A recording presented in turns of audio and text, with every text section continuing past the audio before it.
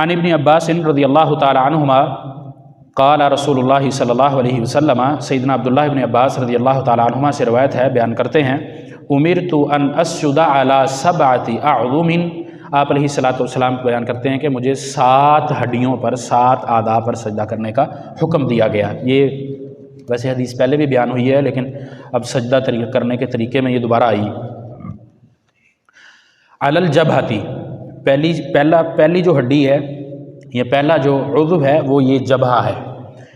وَأَشَارَ بِيَدِهِ إِلَىٰ أَنفِهِ، آپ علیہ الصلوۃ والسلام نے اپنے ہاتھ کے ساتھ اپنے ناک کو اس کے اندر شامل فرمایا۔ اور حدیث کے اندر محدثین کا یہ طریقہ کار ہوا کرتا تھا کہ حدیث پڑھتے ہوئے جو حدیث کے اندر الفاظ تھے یا جس طرح اس کو روایت کیا گیا نا، اس طریقے کو اپنایا کرتے تھے۔ صرف الفاظ نہیں اپناتے تھے بلکہ اس طریقے کو بھی اپنایا کرتے تھے۔ جیسا کہ ایک صحابی سے ہے، نبی صلی اللہ علیہ وسلم ایک جگہ سے ایک راستے سے گزرے نا، تو کپڑے سمیٹ کر گزرے تھے۔ صحابی جب اس جگہ سے گزرا، وہ اسی طریقے پر گزرا جس طریقے سے رسول اللہ صلی اللہ علیہ وسلم گزرے۔ کچھ نہیں تھا، نہ کانٹے، نہ جھاڑی، نہ پانی، کچھ بھی نہیں، لیکن سنت پر عمل کرنے کی خاطر وہ بھی کپڑے سمیٹ کے وہاں سے گزرا۔ وجہ کوئی بھی نہیں، صرف اتنی ہے کہ رسول اللہ صلی اللہ علیہ وسلم اس جگہ سے، اس راستے سے اپنے کپڑے سمیٹ کر گزرے تھے۔ اتنا سنت کا صحابہ خیال کیا کرتے تھے، ایسے نہیں اللہ نے کہا رضی اللہ عنہم ورضوان قربانی ہے۔ تو آپ علیہ الصلوۃ والسلام 7 اعضاء پر سجدہ کرنے کا حکم دیا، اور یہ جبہہ جو ہے اس کے ساتھ آپ صلی اللہ علیہ وسلم واشارہ الی انفہ، کہ اس جبہے کے ساتھ ناک بھی ساتھ شامل ہے۔ والیدین، 2 ہاتھ، والرکبتین، یہ 2 کیا ان کو کہیں گے، گھٹنے، واطراف القدمین، اطراف القدمین قدم بھی کہا جا سکتا ہے۔ قدم اگر ہم کہیں گے نا تو پھر پیر پورا یوں سیدھا ہے، یوں اس طرح۔ اطراف اگر کہیں گے تو پھر یہ پیر کی اگلی چیز، طرف اس کی پیر کی۔ تو آپ علیہ الصلوۃ والسلام سجدے کے اندر، سجدے کا جو حکم دیا وہ 2 پیر، یعنی کہ پیر کھڑے ہوئے ہوں۔ اس کا طریقہ پیچھے گزر چکا ہے کہ سجدے میں کس طرح پیر رکھنے ہیں۔ انگلیاں سیدھی ہوں، انگلیوں کو رخ قبلہ کی طرف ہونا چاہیے، اور پیر سیدھے کھڑے ہوں، ملے ہوں، تھوڑا سا فاصلہ ہو، یہ دونوں چل سکتے ہیں، لیکن زیادہ فاصلہ پیروں کے درمیان نہیں ہونا چاہیے۔ تو یہ اطراف القدمین ہے، رکبتین دونوں گھٹنے ہیں، یدین یہ دونوں ہاتھ ہیں۔ اب ہاتھ سے مراد یہ والا حصہ نہیں کہ ہم اس طرح رکھ لیں، مٹھی بنا لیں، کچھ اور کر لیں، یہ مراد نہیں۔ یدین سے مراد سیدھے ہاتھ، دونوں نیچے ہونے چاہیے۔ اور اسی طرح جبہہ یہ ماتھا ہے۔ وہ اشارہ الی انفہ، اس کے ساتھ آپ صلی اللہ علیہ وسلم نے ناک پر بھی اشارہ کر دیا، تو اس کے ساتھ یہ 7 شامل ہے، ایک یہ پورا، یہ 2 نہیں۔ بعض علماء نے، امام ابو حنیفہ رحمہ اللہ نے اس کو 2 گردانا ہے، 1 2، حدیث کے وعدے خلاف۔ اس طرح 8 چیزیں بن جاتی ہیں، 1 2 4 6 اور 8۔ حدیث کے الفاظ ہیں 7۔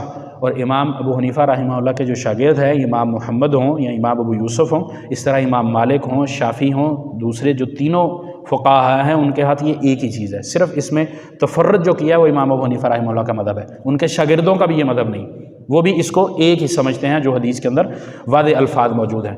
تو سجدہ کرتے ہوئے اس بات کا خیال رکھنا چاہیے کہ ہمارا سجدہ ان 7 اعضاء پر ہے یا نہیں ہے۔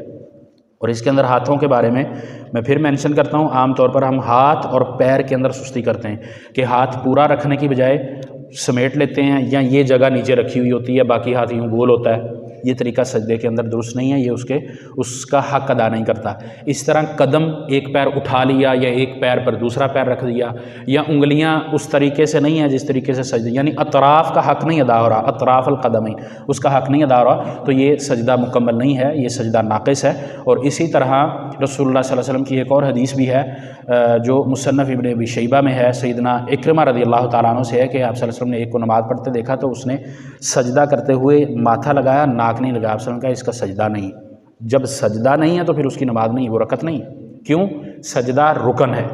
سجدے کی ادائیگی کے اندر آپ صلی اللہ علیہ وسلم سے یہ الفاظ ملتے ہیں کہ اگر اس نے ناک نیچے نہیں لگایا تو اس کا سجدہ نہیں۔ جب سجدہ مکمل نہیں تو رکعت بھی مکمل نہیں، جب رکعت مکمل نہیں تو نماز بھی مکمل نہیں۔ تو یہ بات چھوٹی سی کہاں چلی جاتی، اور یہ آپ صلی اللہ علیہ وسلم سے مصنف ابن شیبہ میں الفاظ ملتے ہیں۔ تو ناک اور پیشانی یہ دونوں کو زمین پر لگانا ضروری ہے، اور اسی طرح دونوں ہاتھ برابر سیدھے ہوں، اور یہ انگلیوں کا رخ قبلہ کی طرف ہونا چاہیے۔